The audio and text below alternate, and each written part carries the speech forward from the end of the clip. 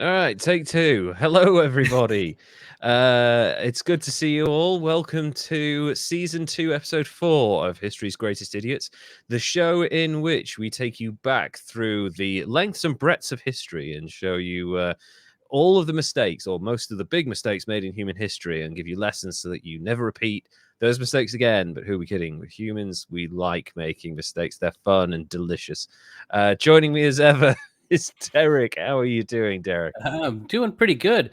Just noticed that I look quite a lot like Uncle Fester with a beard. You you I, don't look I like haven't Uncle. looked at myself lately without a hat on. Oh right, okay. Well, yeah, you do normally wear hats. That's fair, actually. Yes. So, Yeah. yeah. But yeah. How has your week been? How are things over in Arizona? They're pretty good. The gas prices are going up, so people are staying Mm, in more, like me. yeah, And that I ain't good. mean, the same way it is all around the world with everything that's going on. It just kind of feels like a bit. Yeah, yeah, we get it. We did actually, before we went into kind of researching today's episode, we did discuss like should we go into detail about what's going on the situation in Ukraine and Vladimir Putin being a prick and all of that stuff. And like it's that there's a lot of coverage of it, understandably so, because it's one of those momentous moments in history. And we are a history channel and we're supposed to cover great idiots, and we may get to Vladimir Putin in time. But I want to wait until he's dead because I don't want to be assassinated. And B, I feel like the world, there's enough coverage of it, and I'm not sure how much value we could add in that moment. We could express like our sadness because it's a terrible situation, but ultimately, I think another thing the world needs to do is kind of not focus too much on it in a morbid way, because people have a sense to be brought down by these things to an intense level. And I think as the people we are, it's up to us to kind of provide a little bit of levity in the situation and a bit of light release. So yeah, that's kind of what we're focusing on. And we kind of, I think we're kind of on a similar page where it's okay to do the stuff we're doing and not go into too much detail on the current Oh, war. right. So I'll Yeah. give you 30 seconds. Hit me with your thoughts on what's going on in the Ukraine. Dude, it's a shit show and it's upsetting. Yeah. I don't know. I look at this the same way or similar to the way that I looked at us going into Iraq when we shouldn't have Mm. didn't have no business to doing it. Yeah, I And went on an anti-war march for that, and yeah, that lot of good that did. well, I I don't think that the rest of the world is like the super good guy, but I know that Russia is not a good guy in this, so For it kind fucking of sure. Yeah. it sucks. It sucks, and it sucks that the best thing to do is not to get involved unless they move 1 inch further, which sounds really familiar to shit that happened in history. Yeah. It's funny. What was it? If you don't learn the lessons from history, you're doomed to repeat it. Yeah. But if you don't study history, then you're going to replicate it. So it feels like a lot of the people who have maybe not even looked back the last 100 years, maybe kind of not seeing this from the perspective that it should be viewed. But anyway, it's Yeah. it's a dark, dark day. I sincerely hope this isn't gonna go further. I hope Vladimir Putin, at his age, the year that he is 69 years old, and the fact that it's taken him 8 days and he's still not won this war, even though he drastically outnumbers the enemy. I feel like he's probably not going to go any further. He'd be stupid to do that because he would be demolished. But I Yeah. think from a current perspective, it's best for us to kind of, yeah, we've said that, we've discussed it, but let's not focus too much on the horrifying situation in the war in Ukraine, because we don't want to get people down. There's Well, enough horrible shit going on. There has been for the last 3 years, really. So I feel like I might need to adjust on the fly with the person I picked because it's not related to the war in Ukraine, but it's Sure. not as funny as I wanted it to be. No. It's actually pretty horrible. It's okay. It doesn't have to be out and out funny. The humor comes from the realization of the idiocy. Ultimately, that's what we do in this podcast. So I think go ahead with the person that you've got, especially as you told me it's International Women's Month, and this person is of the female gender persuasion or whatever. Yes. Yep. So And yeah, I bounced around between a few of them. I almost did sure. Anna Chapman, which was that Oh, I don't Russian think I've heard of that spy, one. and then I was like, I'm not Yes, gonna screw with that right now. that was probably a good decision ultimately. And yeah, I settled on this lady here. Okay, Is that the right? That's the right word. This woman, this sure. young woman, as Okay. it turns out, she started life and went through it and ended it quite young. Oh, But wow. we'll just start at the beginning here. So she was born on the 7th of October in 1923 in the Free State of Mecklenburg Sterlitz, which was a state in the was it Weimar Republic? Yes, that's That was right. it. Yeah, that's it. Yep. Absolutely. Was Yeah. that was the state that was established in 1918 following the German Revolution that happened before that. Okay. Her parents, Berta and Alfred, were both dairy workers, and she was the third of 5 children. Wow. In Okay. 1936, her mother, Berta, committed suicide in what I can only imagine was like totally horrific way to go out. Yeah. She drank hydrochloric acid after Oh finding, my God. yeah. Holy Um, shit. I'm seeing there's nothing on it on whether or not she found her mom or how that happened, but just the Oh, whole horrificness of it, and it was all due to her finding about her husband or Alfred's affair with the local pub owner's daughter. oh no. That's really horrible. So yeah, and that's she's 13 at the time in 1936. The person you're covering. Yeah. Yes. Okay. And so her mom offs herself in gruesome fashion, and she's in 1936 Germany. And then in 1937, her father Alfred joined the Nazi Party. Oh, And as her only living parent, you might figure she learned from and followed his ideology, right? makes sense. Yeah, for sure. She did, and then she took it like way further. He was a Nazi. I don't really know how much further that can go, but all right. That's wow.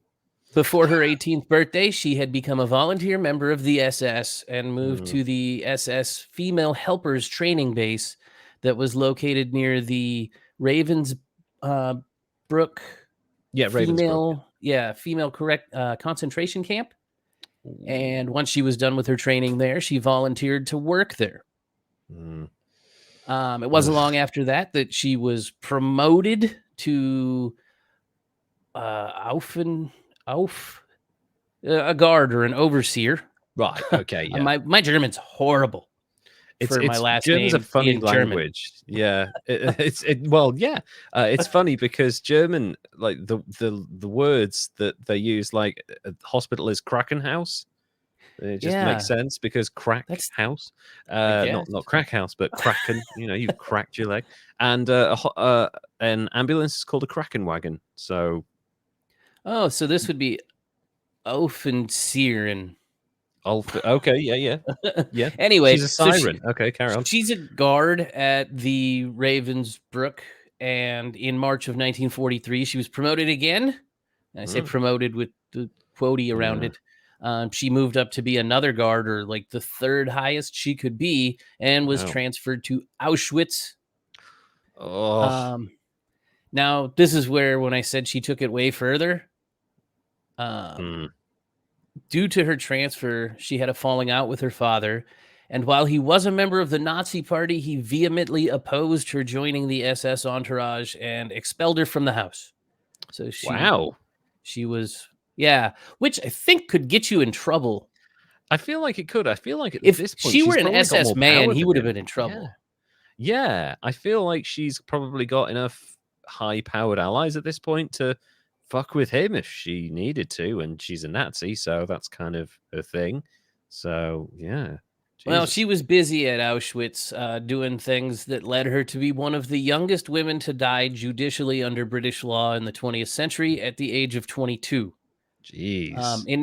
1944, she was moved to Rapportfuhren, or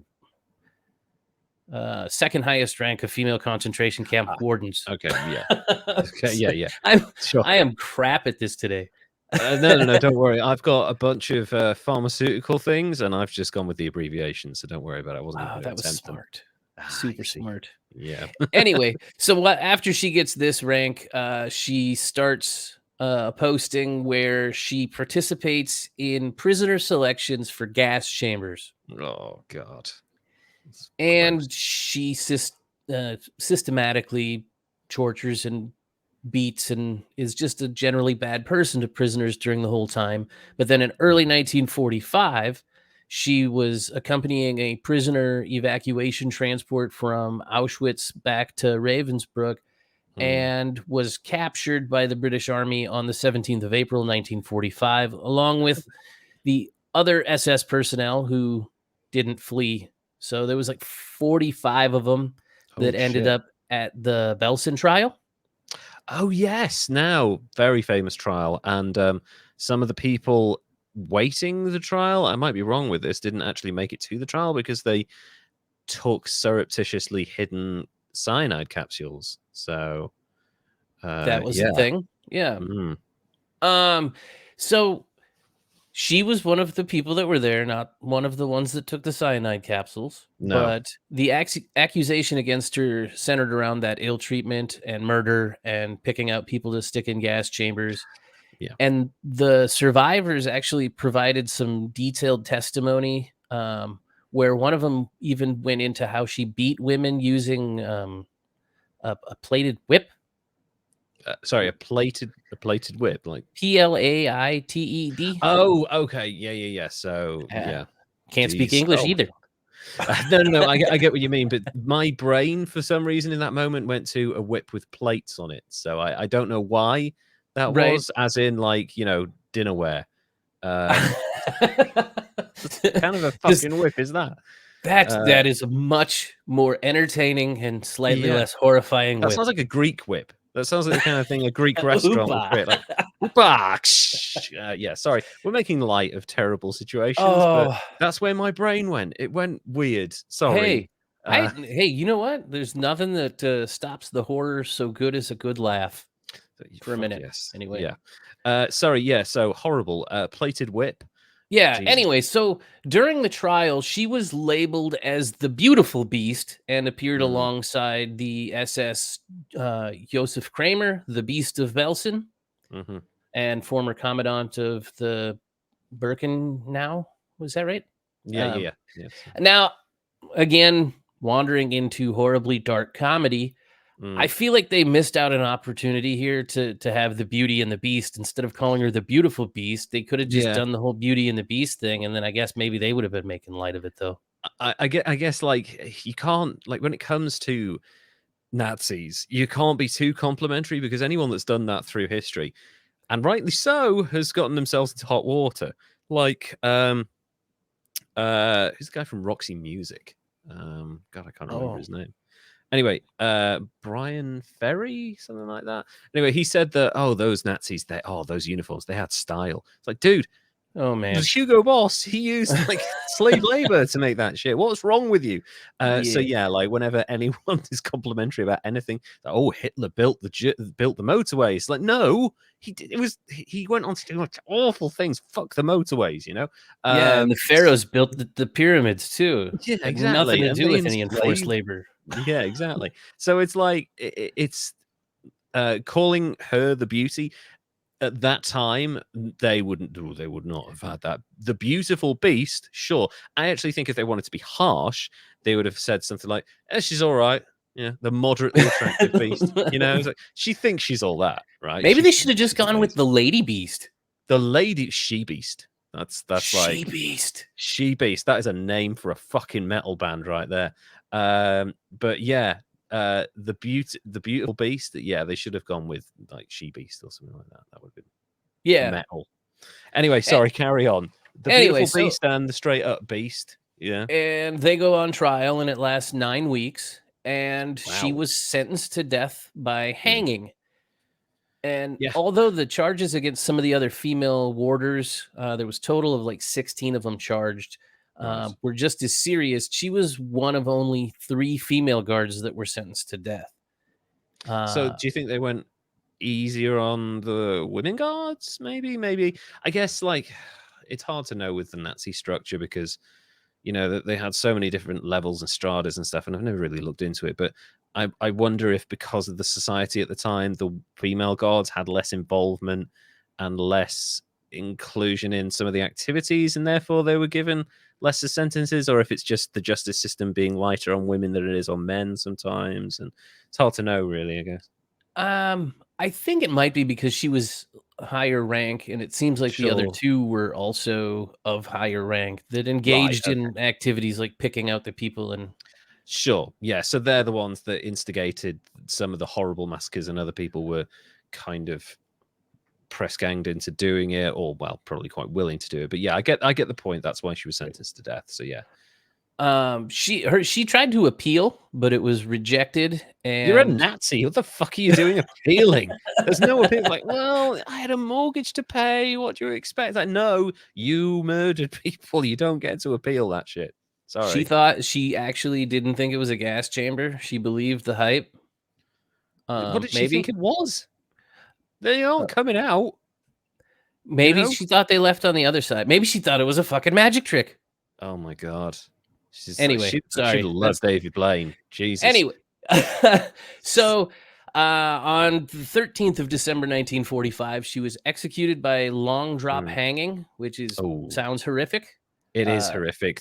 Although, actually, in a way, compared to other forms of hanging, particularly a few hundred years earlier, it's much more humane because on impact, your neck snaps and you die, right? Whereas some of the shorter drops, people dangled with partially broken necks and slowly suffocated over like a 10-20 minute period, which is a horrible way to die. Horrible. Yeah. But I mean, Yeah. so is the thing she did. Oh, So I God. mean, A million times worse, you know? Oh, Jesus. So, yeah. anyway, at the ripe old age of 22, that ends the story of the hyena of Auschwitz.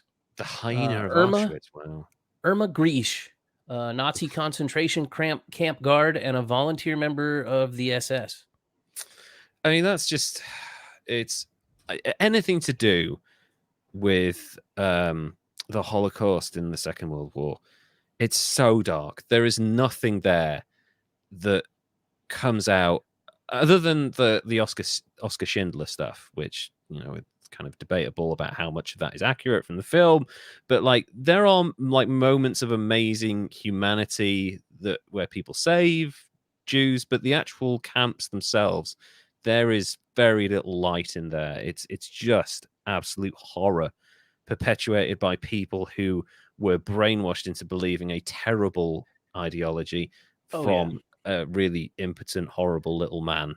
and that's the thing that kills me. That kind of moved me on to doing Irma Grese Mm, instead of Raja, the one coin lady, yeah. or Anna Chapman. Sure. Is I kind of watched Munich, The Edge of Wow. War, Yeah. and that Oh. was a really good movie, and it Mm, kind of showed like a god really scary. Oh mm. god, that feels really familiar. Sort of thing. Yeah.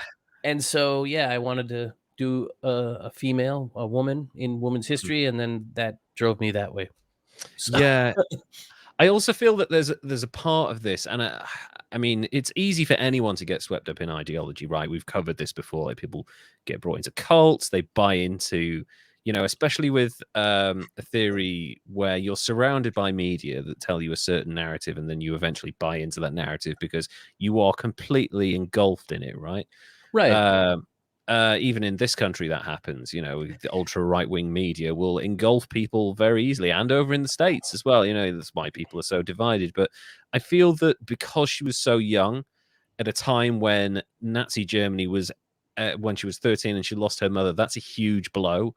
to your psyche at that time, and then you are surrounded by all this evil propaganda and ideology, and it's very, very easy for someone that age to be swept up in a world of horrifying violence, because the thing that people never talk about, well, don't really talk about, is that unfortunately having power over people and control and being violent in some instances can become addictive.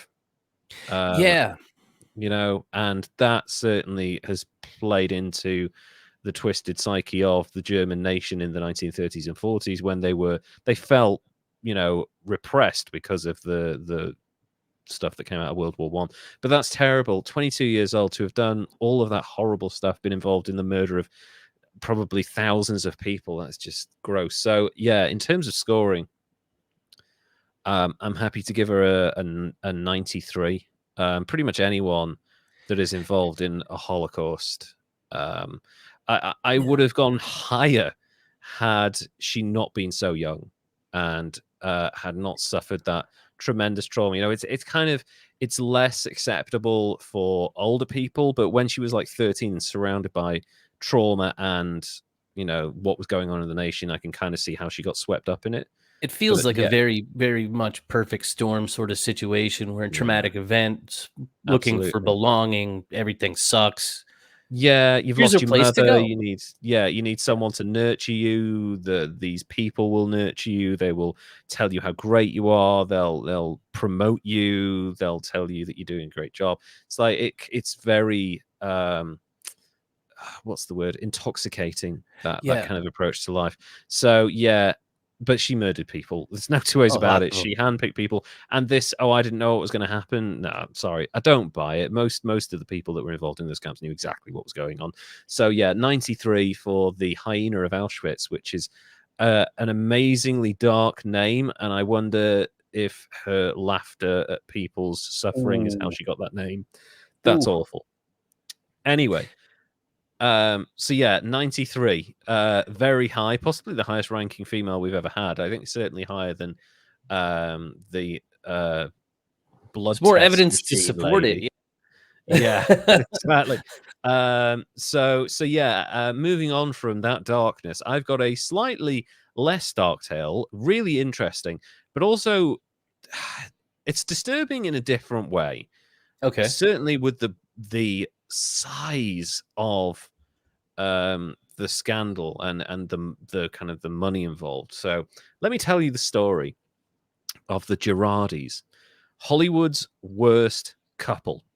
Okay. So there's two people involved in this, so I have to cover kind of their beginnings and then the point at which they meet, and there's going to be a lot because there's two people, so there's a lot to cover. So Is there sit a meet yourself down. cute?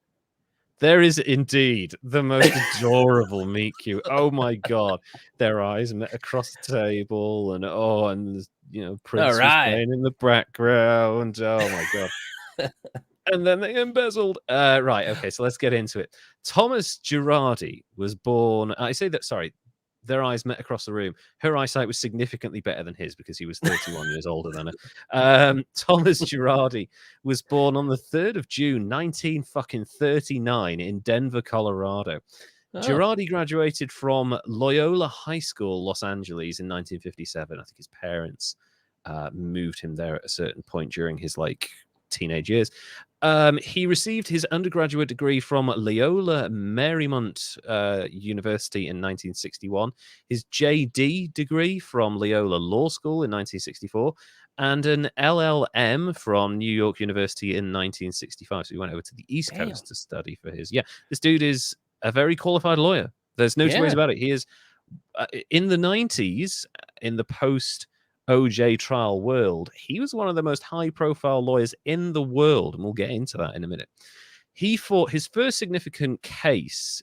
Oh, sorry, I've skipped over a bit here. In 1965, Girardi set up Girardi and Keese with fellow LA based lawyer Robert Keese. Yeah, so they're both based in Los Angeles, and they started to represent kind of local clients and stuff. But then they really made it big in 1970 when they won over $1 billion for his clients from the healthcare industry. So that's a Dude. shitload of money in 1970. Yeah. Um, he also got a $785 million verdict for toxic tort personal injuries suffered by employees in Lockheed's Skunk Works facilities. That's a terrible name. And a $45.5 million verdict for the defective seatbelt which rendered a 6-year-old child paralyzed. That was against the Ford Motor Company. So a lot of these class action lawsuits, the $1 billion one, the $785 million one, those are like hundreds of people, sometimes thousands in the cases. This is that one $45.5 million verdict was like one child, and I think they're like their parents or whatever. So he's doing good. He's doing brilliant work. I cannot stress that this man wins, and he wins big. You know, these are powerful, powerful companies that are being held to account, and I fucking love to see it. I really do. Girardi has obtained successful settlement deals for his clients against the pharmaceutical giant Merck, MERCK, for personal injuries to consumers of the drug Vioxx, that's VIOXX. They settled for $4.85 billion. Jesus. Yeah, this guy's good. He's really fucking good. He is a very, very competent lawyer. I'll give you that. He also obtained $1.9 billion and $1.7 billion settlements for the Californian consumers who were scammed by the manipulation of natural gas prices. So, kind of want that to happen now, to be quite honest, because everyone's fucking gas prices are going through the roof. Thanks, Russia, you pricks. $4.49 a gallon.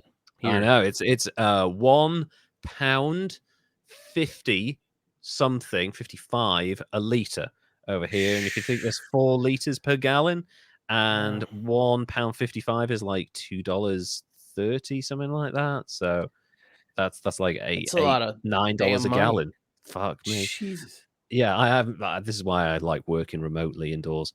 So he was also one of the leading attorneys in the case against Pacific Gas and Electricity, a utility company. The inhabitants of the desert community of Hinckley, California, accused the company of contaminating their water source because of a leak in a gas pumping station.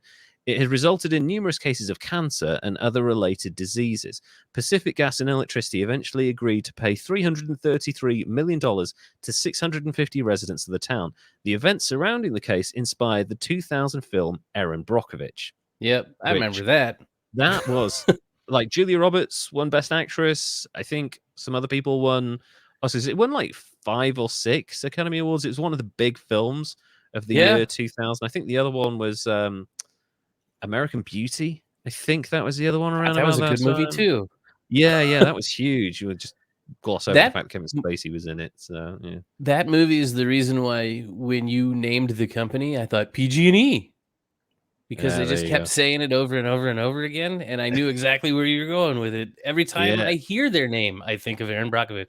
Exactly, it was a big deal. I mean, it's difficult for people who weren't around to see the film, but that was a very, very big deal back in 2000. It was one of those prestige Oscar films that you still get now, but people like they've just changed a little bit. But you kind of knew that she was gunning for the Oscar, Julia Roberts, and by God, she got it. And after that, after this film was made, Girardi's business exploded in popularity, and his clients just like tripled in like a year. And he had absolutely no problem describing himself to people he met in person as the Erin Brockovich lawyer. Literally everybody he met, it was like, "Hi, I'm the Erin Brockovich lawyer." And they're like, "Oh, you were played by the guy who does all those documentaries where he voices the baseball documentary." "Oh, it's you. You're that guy." Okay. He's like, "Yeah, give me your money." Hella marketing. It's very smart. He's incredibly smart. I'll give him that.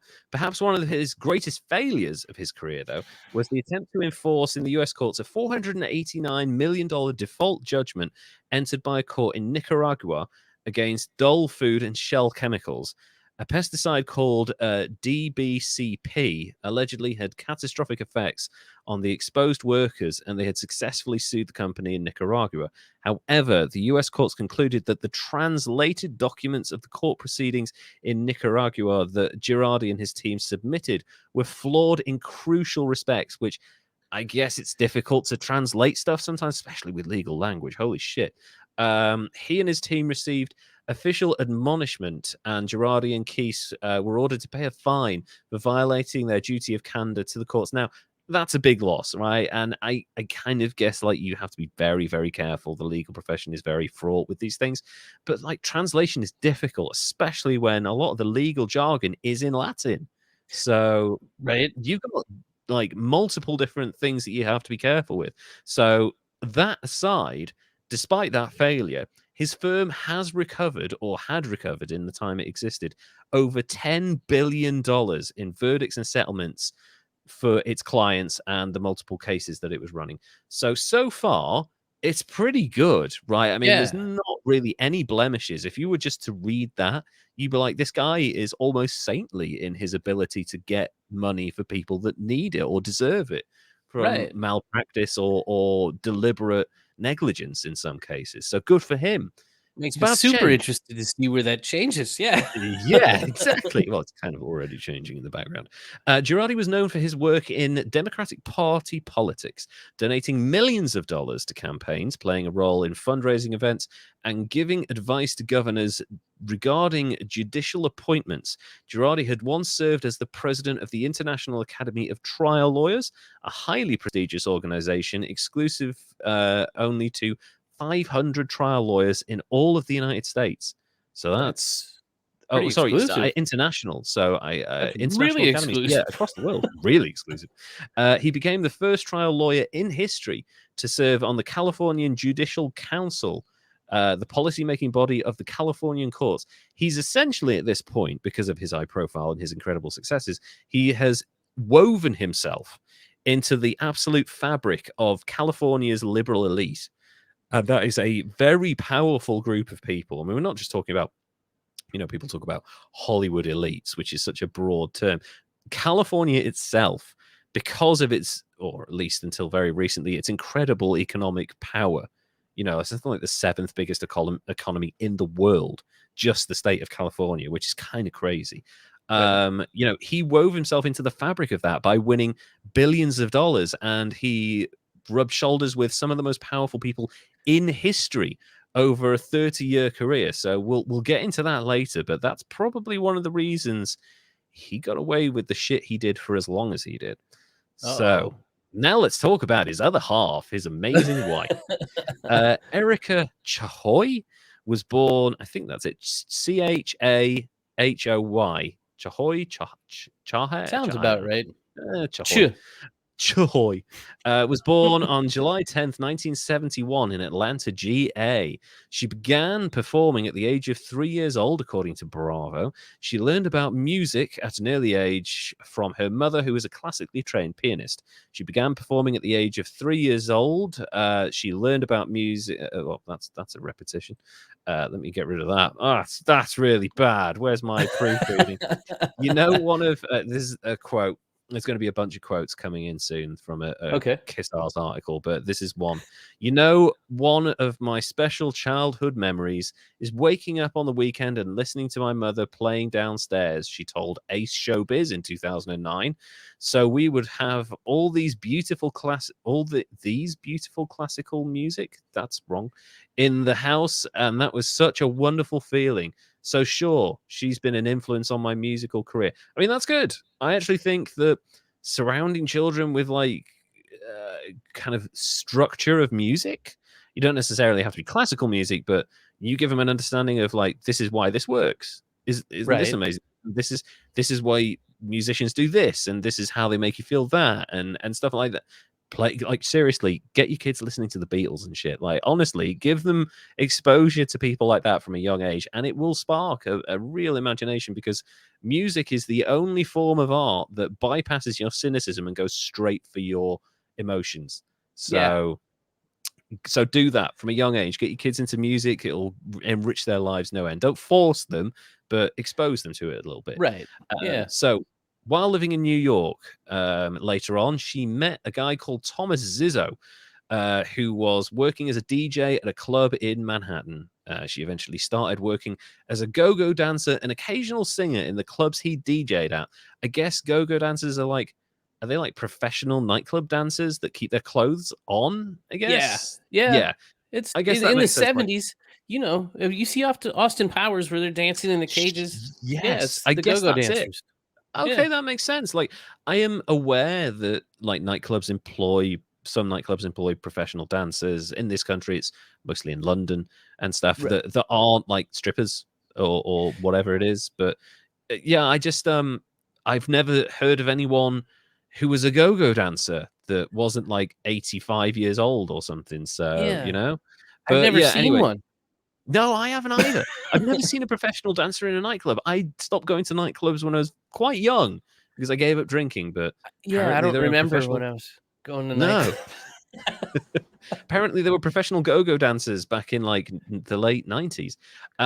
So the couple married in December 1991, I guess the early 90s, at St. Patrick's Cathedral. Soon thereafter, she gave birth to a son, Thomas Zizzo Jr. After the couple divorced in 1996, she relocated to Los Angeles to pursue her dream of becoming a singer. She's 25 at this point, so Okay. it's not too late, but like a lot of people who make it in LA, especially around this point in the 90s, were quite a bit younger and had probably been professionally trained from a much younger age. So, but Yeah. it's not uncommon for people to break through late in life. There are plenty of other people around about this time had, so that makes sense. In January 1998, while working as a waitress, she was working as a waitress in a cocktail bar in LA. She met Thomas Girardi, who was 31 years her senior. I'll never stop saying God, that. that And is richer than so King weird. Solomon himself at this point. Uh, they met. Their eyes met across the bar, and she was like, "Who the fuck is this old bastard wearing Gucci clothing?" And they're like, "Oh, he's one of the richest people in California." And she's like, "I love him." They married 18 months later and moved into a massive 1920s era mansion in Pasadena, California, which was worth around $15 million. Wow. So big money. Damn. Yeah, And no that's kidding. like, I mean, again, like late 90s. People think about like a $15 million mansion. Like, I guess the guy who created Minecraft is living in a $1 billion mansion or some Good shit like lord. that in LA now. You'd have to But imagine if you're living in something like that, that it would be like being on vacation all the time, yeah, and the thing is costs to though, keep it clean. For yeah, the love of God, man. the cost to keep it lit, keep the lights on, fucking water running, and Right? apparently he's bored because since he left Mojang, he's basically just taken up to Twitter trolling. So at least I have an excuse. I'm not a billionaire. Anyway, so they moved into this $15 million mansion in Pasadena, California, which in the late 90s, I guess, translates to about probably double that these days. I'd imagine a $30 million mansion, probably more actually in Pasadena. Yeah. So there's probably quite a bit more. It's God, the prices in California are so all over the Crazy. damn place. And I know a all over the couple of high place, excuse me. yeah. I know a couple, one of whom is an editor, and the other person who is she works backstage, kind of I don't know what they're called, like set dressers, I guess. Okay. Who's also an actor and a model. Um, they they've been telling me for years, like, we have to get out of LA. We can't. They've got two dogs. They just can't find it anywhere with a yard with a bit of space that isn't like $5,000 a month, which is just fucking Yeah. insane. I was having that conversation with my wife Sandra about Yeah. prices because she's like, because here they're out of control, and I'm like, man, Wow. you're in some bad neighborhoods in some sketch areas that I don't want to live in houses that aren't very nice at all, and it's $450,000. I said that's Fuck. crazy, and she's like, yeah, California got here, and I was like, Yeah. it's not even like that in California. It's like $1 million in Compton for a just A two bed. falling down house. It's Yeah, that's ridiculous. fucking insane. And then you think that you can probably buy up streets in Detroit for like Yeah, go buy a factory. $200,000, like something like that. There was Yeah. a boom in this country about 15, 20 years ago when vast swathes of the north of the country, the old like milling towns and stuff like that on the outskirts of Manchester and Liverpool and the northeast and stuff, where you could buy entire rows of houses for like £2,000, and they'd be two up, two down terrace. So you could buy an entire row of terrace for £2,000, and then people would do that. They'd like do a basic kind of upgrade of the things. They'd rent them out for like $250 a month, and they'd make an absolute killing. But Yeah. those days are long gone now. But I think I bought at the right time, because holy shit, my house is with the work we've done is nearly doubled in value. So We missed. it's real estate is crazy. But anyway, back to Pasadena, California. I'd like to take you now on to I've forgotten her name. I've forgotten her bloody name. Where is it? It's Erika Girardi. Erika Chey. She's now Girardi. So Okay. Erika, let me tell you about her music career. This is all taken from a paid for and incredibly sycophantic article on NikkiSwift.com. Okay. When her son became a teenager, the Real Housewives of Beverly Hills star found the time to fully pursue her music career under her stage name, Erika Jane. In 2007, she released a debut hit with her first single, Roller Coaster, which went #1 on the US Billboard Hot Dance Club Party chart. I feel like they made up a chart for her. Like, they had to segment it down to get her to #1. That's like when I read, because when I was doing my research, went #1 on the US Billboard. I was like, oh wow, that's a big fucking achievement. And then it kept on Hot Dance Club Party chart. Is that even a fucking thing, or is that something she created herself to go #1? It feels created, but I mean they do segment it down so that you can feel pretty good sometimes. I think that's crazy. It's like, yeah, I'm an Amazon bestseller on the cookery for diabetic vegans charts or something, by people authored with the first name starting with R. Yeah, and surname beginning with X or something like that. Yeah, it's kind of weird, subcategorizing down, but I guess it's kind of an achievement. I just wonder how many singles she had to sell to get to #1 in that chart. I would imagine it's not many. 14 and a half. Yeah, and also, sorry, I should say how many copies of the single her husband had to buy to get her on that chart, because that's a fucking thing. The old I guess that Cowell makes sense. Yeah. Although Erika went into the dance pop direction with her own music, which was entirely funded by her husband. She cites artists such as Prince, Madonna, and Michael Jackson as her musical influences, because of course she fucking does. Specifically, the reality star says Prince had a profound impact on her sound. I've always loved the erotic quality of Prince. Wow. I just think he's a musical genius. He is, and I've always admired everything that he's done. I don't admire everything. Some of that was shit, but the good stuff was amazing. So I'm a super fan of when he changed his name to a symbol. Yeah, that was fucking brilliant, and wrote slave across his face. That was just awesome. Was it on his hand or whatever? Yeah. Since then, Erika has had, this is still the same ridiculous Nikki Swift article. Since then, Erika has had several #1 hits and has toured the world. In 2010, she started her own record label, Pretty Mess Records. In Erika's perspective, her musical empire is expressive of her desire to be authentic to herself. I started this project because I wanted to express myself, and I wanted to say the things that I wanted to say and do the things that I wanted to do. That sentence said nothing. Nothing at all. I want to do things would have been more succinct. Right. And before that, instead of saying she's toured the world, they could have said she went on vacation. Yeah. And They could have said she left the country. She toured the world means she's been outside of the States. Right? She went to British excuse me. Yeah, British Columbia. Yeah, she went to Niagara Falls and crossed the border. Erika is living the dream as both a performer and an entrepreneur. Love to see it. No, you fucking don't, Nikki. Long before she joined season 6 of The Real Housewives of Beverly Hills, Erika Jane foreshadowed that she would become a reality TV star during an interview with Edge Media Network in 2011.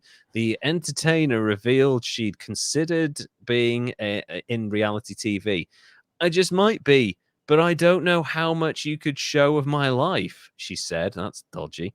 My life is quite entertaining. Clearly, she isn't lying. In 2015, Erika joined the cast of Real Housewives of Beverly Hills and instantly became one of the most stylish members of the show.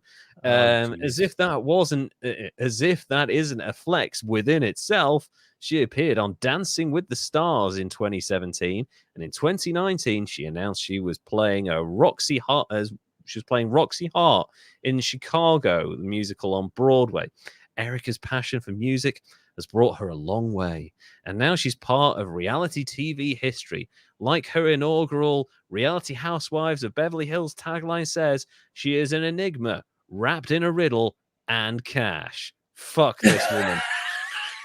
That Fuck was it. kind of cool. Fucking hate that And article. I need a shower. I need a fucking shower after reading that. Oh, see, I was wondering where it all went wrong, and you had me at reality television. Yeah, reality television, fucking music career. It's also worth noting that in 2015 she joined the cast of Real Housewives of Beverly Hills. Some people call me cold, she says in the show's intro reel, but that's not ice, that's diamonds. Ugh. Is everyone on these shows as hateable as that made her sound? Are they all? That's why. Why do people watch it? I don't get it. I don't get it. This is why I watch hate watching. documentaries. It's the Howard Stern get it. effect, but with It pictures. is. But Howard Stern was likable. Even the people that didn't like him were like, "Well, I get his appeal. He's kind of crude." It's a You little bit know? more like a So, train wreck. Yeah, you're right. yeah, you know. Here's so before we get because like people were very complimentary of her music according to this article, but let me give you a review. And I scoured the fucking internet to find this review. This is why we started an hour late. I Oh, tried man. to find reviews of her music. They are buried. I don't know if she sued to get them taken down, but I found one from allmusic.com from 2009, I think it is. Okay. So here's the review. Despite Erika Jane employing pedigree dance producers Eric Cupper and Peter Raffleson, sure, Pretty Mess never makes an impression. Its title is about as correct as it could be. Jane's looks are rather pretty, judging by the cover art and publicity photos, and the music is a messy mix of tepid house, faux scandalous come-ons, and alternately overly produced or demo quality vocal tracks. Oh, that's bad. That's the first paragraph. The album is at its worst when Jane teases about playing dress up, asks if she can be your concubine, and pleads to feel your love inside. Christ alive. I need to listen to this album now. I don't. It sounds fucking hilarious. Yeah, it does. At least when Lords of Acid treaded this territory years before, there was a hint of fun. Here it reeks of desperation. While every other song rips off Womanizer or funky dance club numbers. That's sad. Wow. I guess, like, I mean, you know, you can argue about, you know, Oasis ripped off the Beatles and Rage Against the Machine ripped off Immigrant Song or whatever it might be, but like, fucking Womanizer over and over again. Yeah, that's not even a good one. It's not even Britney's best. At least the funk is appealing on her cover of Apollonia's Sex Shooter, though her voice isn't up to the task of pulling the track together. Oh, no shit. Guest drummer, sorry, Sheila E. I guess Sheila E. I thought you were gonna fucking say Travis Barker. I was gonna have fucking hilarious. That man will play drums on anything. Some nice tribal percussion on Time to Realize, but at this point it's too late.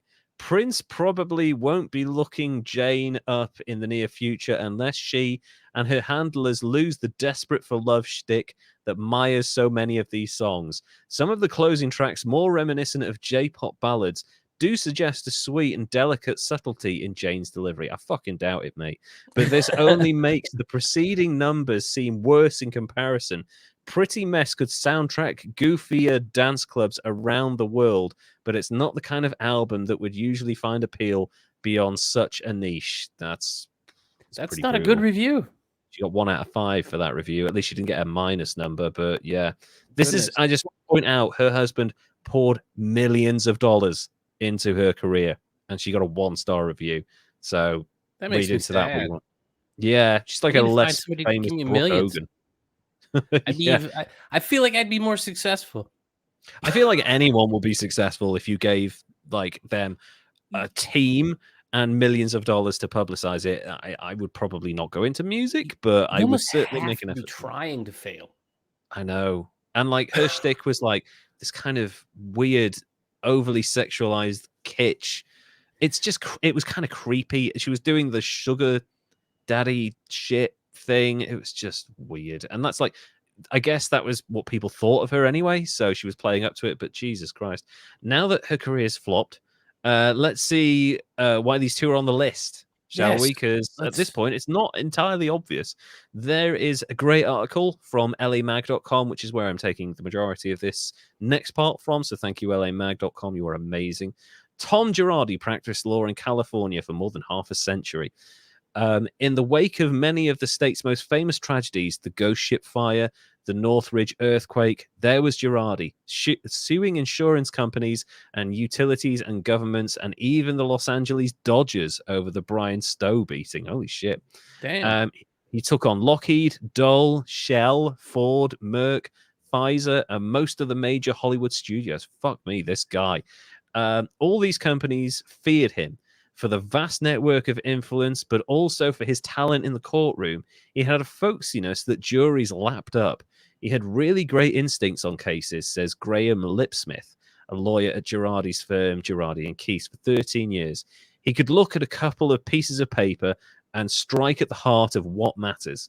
Speaking to the Los Angeles Times in 1997, a San Francisco lawyer said Girardi can take a complex set of facts and reduce it to a totally understandable situation for a jury. He's not a great reader of legal books, but in front of a jury, he's dynamite. And actually, I think that's probably like 75% of what being a lawyer is, I'd imagine. Explaining complicated stuff in a reasonable way that a jury can understand and maybe being a little bit emotive with it as well. So, Yeah. he's equally indomitable in meditation, where he could extract enormous settlements, as he did in the Hinckley case. Lots of times, insurance companies would settle with him on reputation alone because they didn't want to get ripped to pieces. That makes sense. Yeah, it's like this guy has Nope. won $10 billion. We will just settle for a few hundred million. Thank you. Yeah. Yeah. He socialized compulsively on golf courses and in steakhouses. He regularly threw lavish parties for the legal community with performers like Jay Leno and Styx. Holy shit, that must have been expensive. Damn. Yeah, goddamn. Yeah, you're starting to see the numbers tick up here. He was close with lawyers and judges alike. It's starting to get a bit concerning, isn't it? Yeah, there might be a little bit of corruption and some shady things happening, perhaps. He's really ingratiated himself here. We surrounded himself with powerful people. Being a good lawyer has nothing to do with knowing the case of Mapp versus Ohio, Girardi told Modern Counsel in 2019. Really, it has to do with relationships. And so many lawyers have lost that idea of how important relationships are with your client, the judge, and the other side. I kind of think some of it has to do with being good at your job, Tom, but sure. You know, that makes sense. He's been successful, so who could argue with him? I wish more of it came from evidence. Exactly, yeah, instead of emotion and I'm just a folksy, humble boy from fucking Boulder, Colorado, but I know my stuff. It's like he's gone foghorn leghorn for some reason. At the heart of the Girardi saga lies a mystery.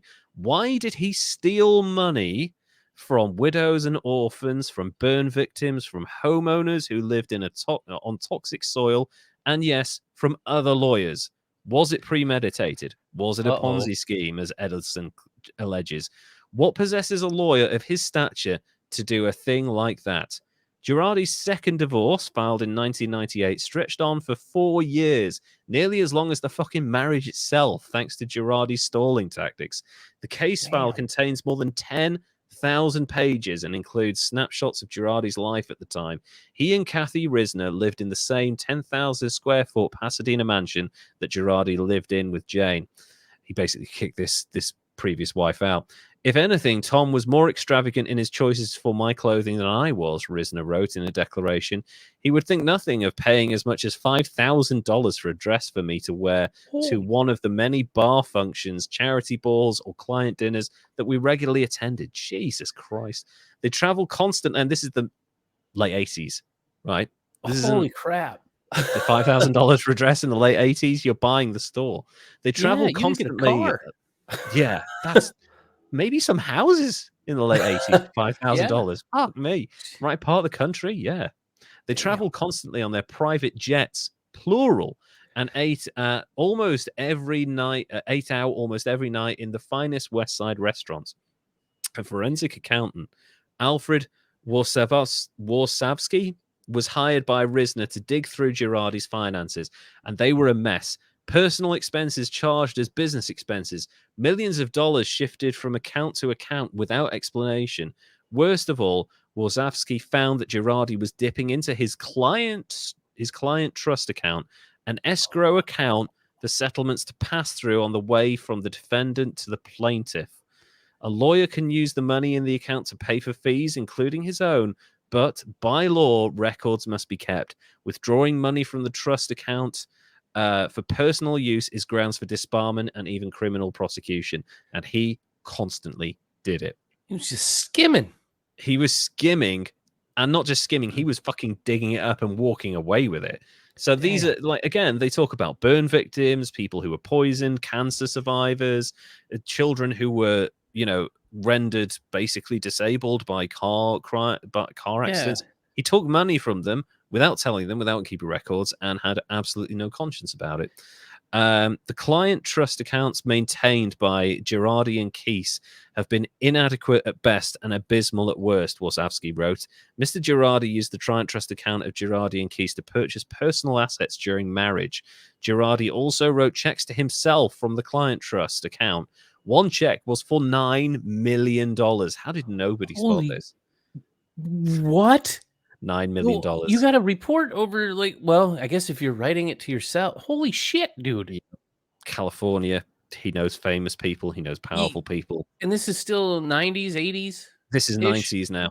Yeah. Oh. So they were divorced in the early 90s, but he, at some point in the early 90s, late 80s, wrote himself a check for $9 million from a client's account, which is just fucking insane. I know.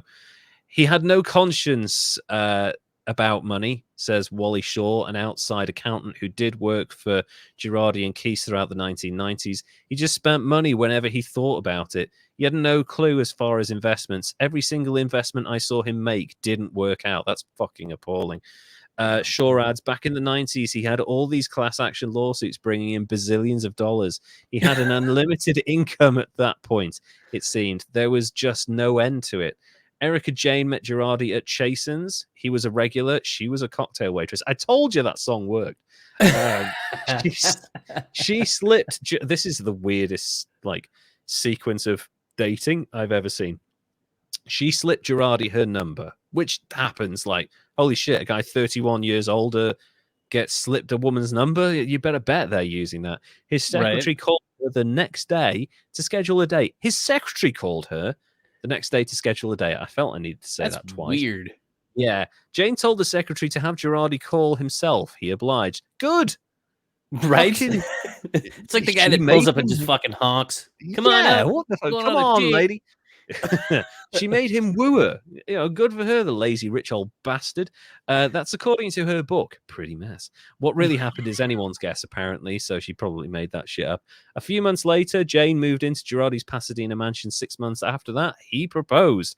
So he, set up a love nest, I guess. Listen, Girardi told her after their engagement, according to Pretty Mess, I'll buy you anything you want. I don't care what it is. You name it. But I'm not wearing a fucking wedding band. I never have. I never will. Those were the terms of the marriage. That's where he drew the line, huh? Yeah. I will steal money from crippled orphans, but I will not put on a fucking wedding ring. Damn. Weird. There was no prenup, which is kind of interesting because I guess he didn't give a shit about money. They were married in January 2000. There's so much suspiciousness about this. Predictably, Jane soon grew bored. She wrote, I had all these things you could have in life when you're 35, a beautiful home, a black Amex, and a Gulfstream. She had a fucking Gulfstream. Oh, Jesus. Man. It should have been enough, she writes, but it wasn't.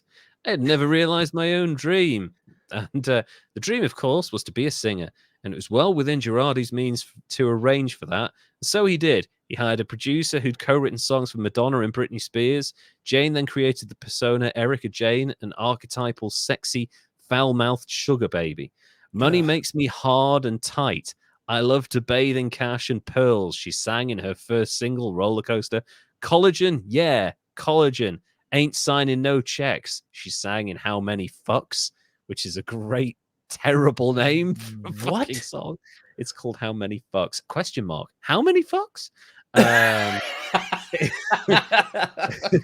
in the music video for Expensive, now I have to spell this for you. Oh God. XX, yeah, two X's, XX, PENS $VE. So That sounds a expensive. lot like the way Diane words Yeah, spelled that my favorite song about pretty much. Yeah, rubbing one's penis on expensive shit. yeah. That's. I feel like that's that might be what Elon Musk's child's called, or at least the second child will be called. it's She wrote.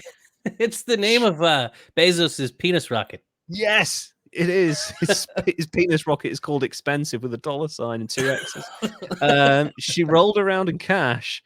Sorry, in the music video Expensive, she rolled around in cash, singing, "It's expensive to be me, looking this good. Don't come for free." Fuck me. Absolutely not. Jesus. Look out, Dylan. I like the fact that it's named Expensive, Girardi later said. It kind of suits you. Jesus Christ. That was said in front of cameras filming Real Housewives of Beverly Hills. The Girardis joined the cast in 2015, despite the fact that they lived in Pasadena, a good 45 minutes out of the titular city. So if you're not in Beverly Hills, you might like drive through it when you're on your way to buy a fucking, I don't know, yacht or another plane. We'll But fix it in geez. post. You don't have Yeah, to it'll be there. fine. We'll make it look like you're in Beverly Hills, even though you're in Pasadena. I remember watching the first couple of episodes, said attorney Brian Kubatek. She ends up talking about the fact they have two planes, one for short distances and one for long distances, one for the week and one for Sunday best. I remember thinking, don't flaunt your wealth. We represent people who are victimized by big business and powerful people. You want to be David fighting Goliath. You don't want to be Goliath. Good fucking advice right there from that man. On September 9th, 2010, an underground PG&E gas line erupted in San Bruno, a suburb just west of San Francisco International Airport. There was a massive explosion, leaving behind a 26-foot crater. 38 homes were destroyed, and 8 people were killed, including 20-year-old Jessica Morales, who was sitting on the couch watching the first game of the NFL season with her boyfriend, Joseph Rugomez, who managed to escape but suffered burns on 90% of his body. That is horrific. Ouch. Holy shit. And these are the people he stole from. Oh. His mother, Kathy Rugomez, hired Girardi, who by then had a stellar track record of extracting money from PG&E. Yeah, he did. After months of mediation, he reached a settlement without consulting her.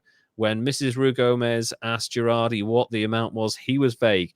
It could potentially be hundreds of millions, she recalls him saying, but he never told her how much they would be getting. From the beginning, he was trying to make it unclear what we had, Mrs. Rugomez says. It was definitely premeditated. The shell game went on for years. Payments would come at random intervals for seemingly random amounts. Eventually, they stopped. Girardi told Mrs. Rugomez that the money was invested and that she had been getting a 6% return. That definitely sounds like a Ponzi scheme. Little But bit. she never saw any paperwork. Yeah. So, It just magically was invested in my second jet. Yeah, without signing any documents, he invested the money for her. She never knew the full amount. She would call Girardi. Girardi wouldn't call back, or he'd call her ex-husband, or he'd call back and ask, "Can you send me the calculations about what I owe?" And then he wouldn't respond. Finally, in 2019, the family sued. Good. In September 2020, Girardi was deposed by the family's lawyer, Thomas Brazen. For the first time, Girardi admitted he was broke. So, I know. Damn. At one point, he said, I had about 80 million or 50 million in cash. That's all gone. I also had a stock portfolio of about 50 million, and that's all gone. The deposition was private, but not for long. How do you not know whether you have 80 million in cash or 50 million in cash? You'd think you'd know the difference between those large sums of money, right? I mean, unless you're Pablo Escobar, I would Apparently, imagine. yeah. I know, and like Pablo could be like, there's probably some buried out there somewhere. This guy just doesn't know. He's not hiding it. He's got it and stealing it, but he doesn't know how much it is. So ridiculous. I don't get it. Jane filed for divorce on election day 2020 after 21 years of marriage. A month later, on social media, she accused Girardi of having an affair with an appellate court judge, Trisha A. Bigelow. The post was quickly deleted, but not before the tabloids picked up the story. Bigelow denied everything and didn't reply to any interview requests.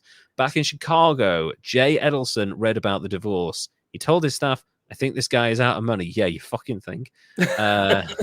She's fled. There's definitely no money left. Edelson filed his complaint against Girardi a month later in Chicago, alleging Girardi and his firm were on the verge of financial collapse and locked in a downward spiral of mounting debts and dwindling funds. I should point out Jay Edelson was another lawyer who worked on a case and never got paid. He was owed something like $750,000. Oh my God. I know. And this is a guy who probably relies on that to pay his mortgage and his bills and his people. So, you know, that's not good.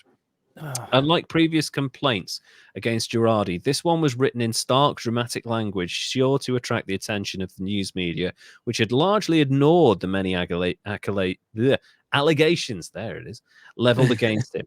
Tom and Erika must project a public image of obscene wealth at all times, and at whatever the cost, the complaint read. It accused Girardi of embezzling the proceeds of settlements that should have been directed to his clients, including the widows and orphans who lost loved ones in the tragic crash of Lion Air Flight 610 in order to continue funding his and Erika's lavish Beverly Hills lifestyles. That's Pasadena lifestyles, but whatever. Beverly Hills North. Beverly Hills North, yeah. Suburb of. It even accused their divorce of being a sham attempt to fraudulently protect Tom and Erika's money from those that seek to collect on debts owed by Tom and his law firm. So since that article, more stuff has come out about Erika because she owes money all over town, all over LA, to car dealerships and jewelers and a fucking luxury laundromat, which... What the fuck is that? I know. What is that? What is a luxury laundromat? Do they like talk to your clothes and massage them? I don't know. Anyway, she owes really $250,000 to those three alone. So oh God. I know That's a lot of laundry, man. That's a fuckload of laundry, and surprisingly not enough laundering, which is probably why they found themselves in this mess. Yeah, dad jokes. Tom Girardi has claimed that he believes estranged wife Erika Jane did know about his embezzlement scandal. It's lovely that he's admitted to that, despite her previous denying any wrongdoing. The 82-year-old disbarred lawyer was recently seen leaving a lunch at an upscale restaurant in Los Angeles with some friends when he was asked about the involvement of his 50-year-old Real Housewives of Beverly Hills star ex. Fuck me, that was a long word jumble. A cameraman asked Tom via Page 6, who once had an estimated fortune of $264 million, about Jane. And as he said, did Erika know anything? Everyone wants to know. Tom, who has endured bankruptcy woes, allegations of embezzlement, and ailing health, so he's now living in a retirement community. He has apparently got dementia, but and I don't want to make light of that, but there is a part of me, given that the allegations that he's trying to avoid paying out, that maybe it's another way of saying, oh, he's unfit to stand trial. He can't have the money, you know. So I don't know. Yeah. I don't want to say, but it's How kind old of did you say he convenient was? timing. So he's 82. So like Yeah. it's within the realms of possibility, right? So I don't Whether or want to say not he gets in anything. trouble, he's gonna have a shitty few 10 years or so. Yeah, exactly.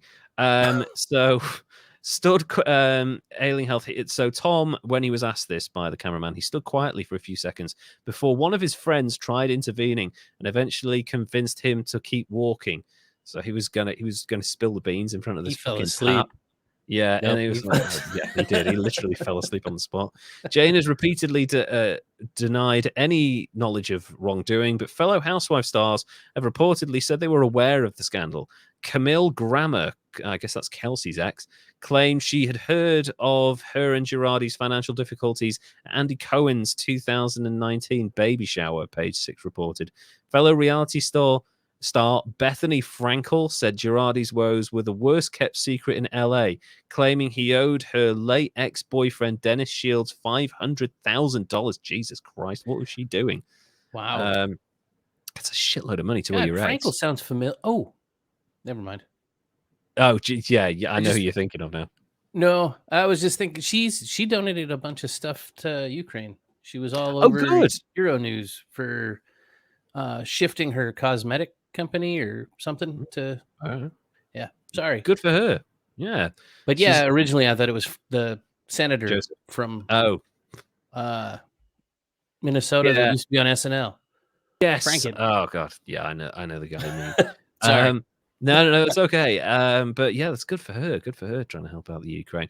From 2008 to 2020, Jane allegedly spent, holy shit, $14,259,012.84 on her American Express card. What the fuck, American Express? Can I have one of those? It was really the $12.84 that put it over. Yeah, that's like, yeah, she's like, oh god, I really want this fucking hero sandwich, but I don't know, man, I don't know. And $1,417,587.50 on unknown purchases, as well as $1,532,774.88 on an agency for dancers and choreographers, the McDonald Selznick Associates Agency, which will be for her shit music career. A company reportedly paid $102,596.77 to Kim Kardashian's former executive assistant, Stephanie Shepard. EJ Global reportedly paid $17,415 to Opus Beauty, a management agency that represents makeup artists, stylists, and costume designers, and $1,000 to influential artist Mario Dedivanovic, or something like that. Jane has said in an episode of Real Housewives that aired last month that the family members of the victims of the Indonesian plane crash are owed their money, but that she did not know how Girardi had given her $20 million in loans from his law firm. How do you not know that? How do people not know that they're getting? How do rich people lose track of all this money? I mean, clearly they don't. They know what they're doing, but fuck me. I would hope. If they're just wandering around as clueless as my dumb ass, that's ridiculous, and I deserve to be rich then. Well, yeah, I mean, like, I keep a really tight grip on my finances, so if I see that $100 or £100 is missing, I'm like, where is this fucking money? And I go out like Columbo to find where it's fucking gone. Right? Every fucking penny counts when you don't have $8 million to spend on fucking, really insane dry cleaning bills. Jane has so in July, a judge ruled that Jane may have to pay 3 other clients of Girardi that he allegedly embezzled $11 million from out of her own pocket. It seems fair. I mean, yeah, it does. If you benefited from money that wasn't yours and you're still rich, you don't get to still keep being comfortable, you prick. Exactly. And like, he's living in a care home at this point. He's 82. He's not well. Just sell the fucking house, right? Give it to these families. Give some of it to them at least. The same month, a former couple, here we go, slashed the price of their Pasadena home from $13 million to $9.98 million. So they're like trying to stiff people. They're trying to get out with, as much as they can, really. In June, Jane had been ordered to turn over financial records from her accountant, lawyer, and landlord as part of the embezzlement investigation, and a bankruptcy trustee is documenting the couple's assets. It's been alleged that the split provided a way for the couple to embezzle funds, and that Jane had received tens of millions of dollars from her husband's firm to fund her projects, as Weekly reported in June. Meanwhile, an investigator in the bankruptcy trial of Tom and Erika says he wants to take into account inconsistent statements the reality star has made on Real Housewives of Beverly Hills. Investigator Ronald Richards told Us Weekly this month there's a lot of inconsistent statements and admissions made by the non-scripted actors that we're putting together to use in court. Asked whether the attorney has seen a lot of inconsistencies within the story being told on that show, in regards to Erika and Tom's lawsuit and financial woes. Richard said, "That's correct." Richard then added that his team is going to take a discovery from people that used to work with her. And that ends currently the tale of the Girardis, Erika and Tom. Tom is not really doing so great. Erika is probably running for the hills north of Pasadena now. How old is she now? She's 50. Okay. So, yeah, and he's 82. So, there you go. I met they may even be older because those articles, a lot of those articles are from 2021. So, they may have aged up again. But as far as I know, that's where we're at. There are multiple lawsuits going out against the Girardis, especially Tom, but also including his wife, who has, clearly benefited from his embezzlement scandal over the years. And she's pleading ignorance, but there's definitely she's got to know something, right? I mean, come on, millions, tens of millions of dollars. It's crazy. So what do you make of the Girardis, our first ever couple on History's Greatest Idiots? Well, first off, I've got to say that this totally changes the way that I watch Aaron Brockovich. Yes, it does. And now you're like, oh, he's a scumbag. Okay. Yeah. I mean, it was really nice what he did for those people, but it would have been nicer if you'd have gave him the damn money. Exactly. Like, how much did they actually get of that 333 million? That's that's just nuts. And then, reality TV stars and force it upon the world musicians. Like, oh, she ain't no musician. She's not even a singer. She is a performer. Let's say a performer. There you go. A go-go dancer. A go-go dancer, yeah. From the 90s. She's gonna do a collab with that lady that did that Friday song. Rebecca Black. She's actually, you know what? She's like there was a documentary about her last year. She's like now in her 20s. She's I think she came out maybe a couple of years ago or something like that. And she's actually trying to do reasonable music now. And I think I heard like a blast of it, and I'm like, this is okay. Whereas Friday was obviously like, this kid wanted to sing. The lyrics were so bad. Yeah, I know. But like, I feel like she has been somewhat redeemed, whereas there ain't no way this woman's getting redeemed.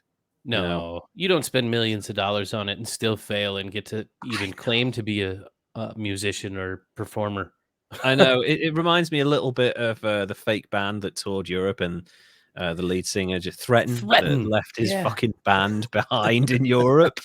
It's like that. I mean, at least he was a musician. He's a liar as well, but he was a musician. Whereas this woman, she wanted to be something, but she had nobody telling her, look, you can't do this. You don't have the talent for it. So move on with your life. God, even if she doesn't have talent, if she has somebody there that just guides her and doesn't yes man her too, she might be better. I know. I bet you she didn't want to hear nothing from her producers.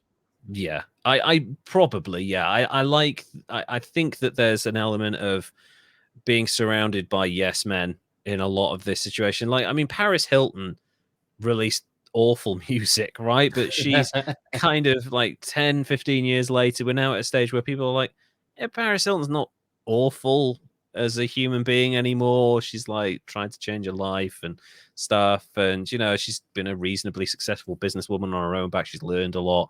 But like, I don't see that happening with this woman either. Again, Erika's there's no leaning into it. Yeah, she's got to the point where she's like, she was an awful musician. She lent into it.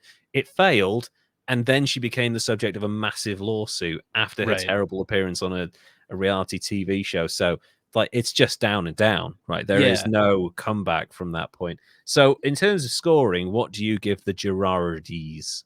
Well, just because I absolutely despise thieves, and especially stealing from like less fortunate, for fuck's sake. Oh yeah, and like people who are impacted by terrible situations, that's it, right? Your life is gonna be significantly worse as a result of that. It should be an easy road after that, right? You deserve the easy life after horrific situations. Some of that's probably gonna go to medical bills and whatnot that they've actually acquired. Yeah, exactly. So I mean, you're stealing the money they're supposed to use to pay the doctors. Dick. I know. It's awful. But because old people in prison make me sad. They do. Yeah, it is Um, sad. And also, as awful as all of this is, and it is awful, they weren't involved in genocide like the Hyena of Auschwitz. So, right. you know, So I'm gonna still go high, but I'm mm. gonna put it like an 88. 88 feels good. Yeah, 88 feels about right because 89 because they were involved with reality television and that oh pisses me god, yeah, off. that's a fucking extra point. God, I nearly forgot. But yeah, it's like I mean, it might have people questioning, why would it be high? This guy has stolen hundreds of millions of dollars from people, needy people that were put in that position through no fault of their own. They deserved that money. They deserved a calm, quiet life. And he had absolutely no issues stealing all that money and had absolutely no conscience about it whatsoever. He doesn't regret it And he at had all.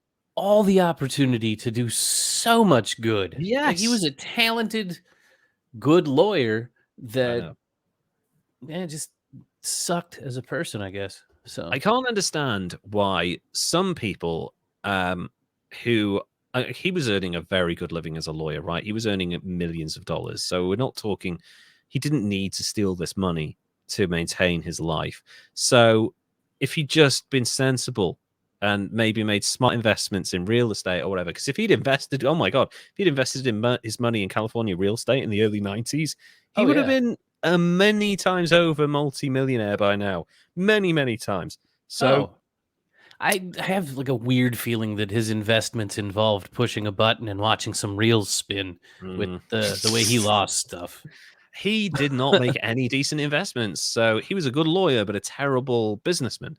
Yeah. So it's just really sad. And actually, I don't understand why people who end up stealing like this, and there are so many stories like it, they don't understand that they have an ability with the promises and the success they've had to go down in history as a really amazing person.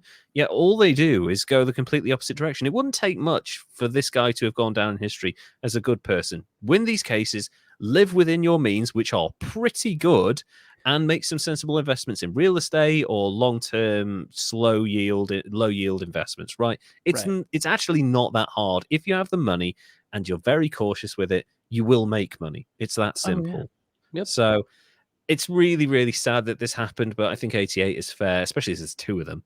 So yeah, and the fucking lyrics that woman was coming up with, that's 89 reality TV. 89. Sorry, yeah, reality TV show plus all those awful lyrics and terrible reviews. So there we Oh my go. goodness.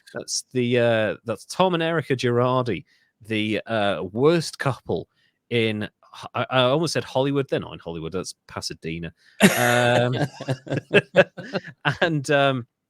and the Hyena of Auschwitz, who was responsible for the deaths of tens of thousands of people, a really horrible human being. So it's been a while coming this episode. I know it was a little bit difficult for you at times, but did you find the process of learning about the Girardis and researching for this episode interesting, at least? Yes. Yeah. Actually, um, this show prep and article thing was the first thing I was able to like crank out and write Mm, as like a writer in the last like 2 weeks. I've been sure. kind of taking the events going on Yeah. poorly, and I've just been sad thinking about how much people Yeah. suck and how easy it would be to just be better. I know, and this is one of the reasons I wanted to do this show. Is there are modern life, David Bowie.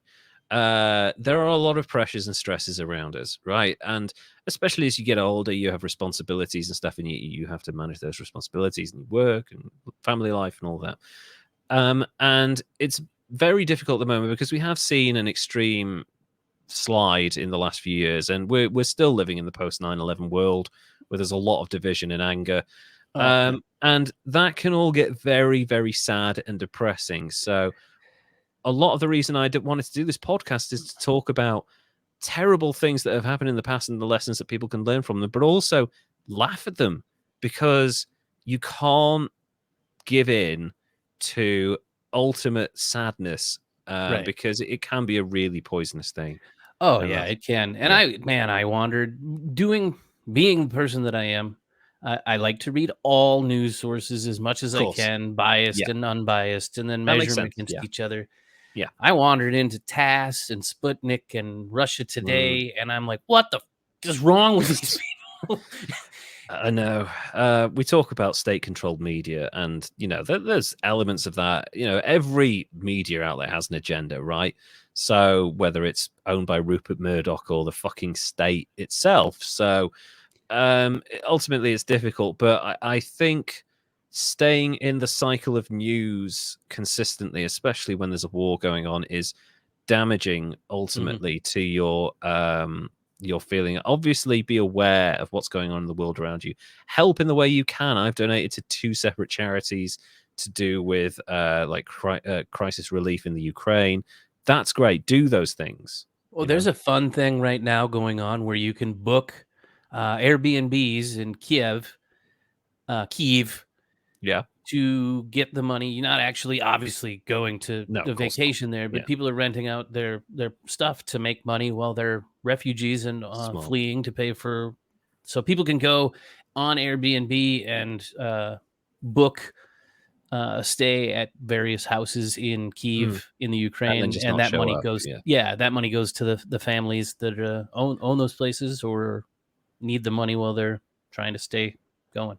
Absolutely. And I'd encourage anyone to look into. There was an amnesty appeal. There was a thing I gave money to. A group of people in Spain are housing single women and single mothers and young women who are fleeing the war zone, because sometimes they don't always make it across if they're not part of a family unit. There's weirdness going on with that and stuff, and it can be very difficult for single mothers fleeing a combat zone, far more so if they don't have a male companion or a bunch of people around them and having to look after the kids and stuff. So give money where you can to the reliable sources, but it's also important for your own well-being, and this is just as important, to not let yourself get sucked into the depression and anxiety that being part of a war can cause. My grandmother lived through the Second World War when she was a young woman and her teenage years, and she never wants to talk about it. And when she does, they're some of the most disturbing stories you can ever hear, because she grew up in Manchester and she was bombed by the Luftwaffe,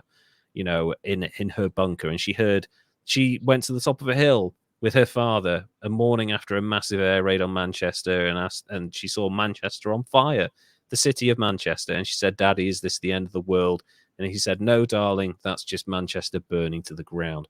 She only told me that story once. It stuck with me for the rest of my life. And she never wants to talk about the war, and rightly so. You go through the horrors of that situation, and it's a terrible thing, but I've never met someone who smiled as much in my life as my grandmother, and she's been through some terrible shit. So please do not let the stress and the anxiety that wars and other elements of life get on top of you. The point of this podcast and other podcasts is to relax, unwind, find joy in moments of life where you may not be able to find them in the moment. So try and relieve stress how you can, and just look after yourselves. Don't let the stress get you down.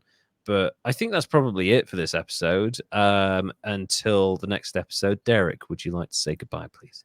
Thank you, everyone, for listening. It's been fun. We'll see you next time. It has been fun, and we will see you again soon. Take care now. Bye.